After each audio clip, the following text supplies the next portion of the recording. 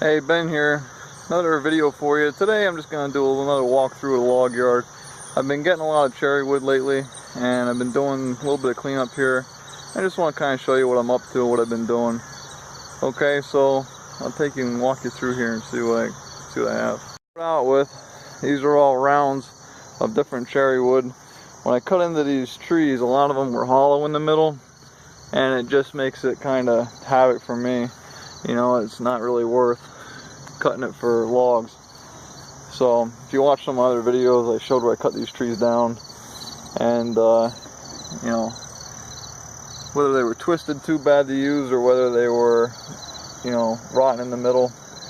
But I got a lot of these rounds here that I'm going to try to sell for firewood, and I have kind of mixed feelings about it because I have one guy that's trying to get it for basically nothing, and you know, I think it's kind of, all the labor intensive to get that out of there, I think it was kind of worth more than nothing, you know, especially since I broke my back window out of my pickup. But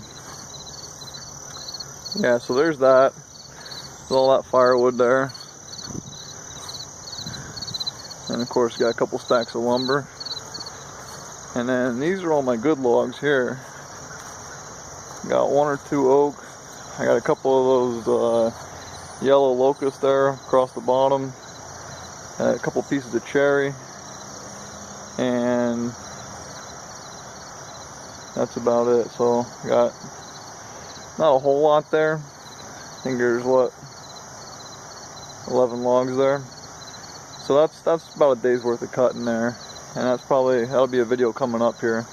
Now I set another set of boards down here, another set of small logs here.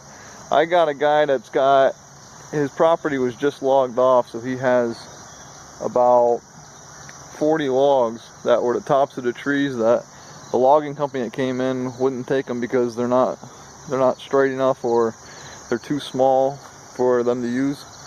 So, you know, it's kind of a friend of a friend deal. Gave me a call and said he's got some logs he wants cut. So the deal is I'm going to cut him some boards, and then I get to keep some. So that's a nice little set of logs that'll be coming. I got about 40 of them I gotta make room for. These are just some end scraps that I have from cutting. A couple small logs here, and I bucked some of them down that were too long to fit in the sawmill. A couple of them here. Of course, there's my sawmill. Now in the future here, I want to get rid of this wood platform and lay some track out this way, so it's easier to load the sawmill up and down instead of in and out. Right now I have it underneath this roof, and I thought having it all underneath the roof would be better because it would keep it out of the weather, keep it kind of enclosed. And what I found is it's just tough to get the logs on and off that in and out underneath the roof. So, like I said, long story short, I'm going to try to turn that 90 degrees and bring the tracks out this way. The other thing is, when I bought this sawmill, I had two pieces here that were 6 foot long, is what they come with. So the saw itself takes about 2 foot on the front and on the back that it can't cut, so you have about 10 foot of track that you can cut, so that's a 10 foot log.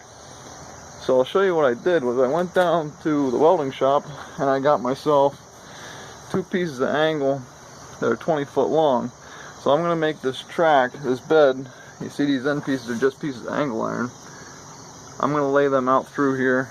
I'm going to dig some holes, put some posts down, and pour some concrete and make a couple of posts, and then lay those pieces of angle out this way.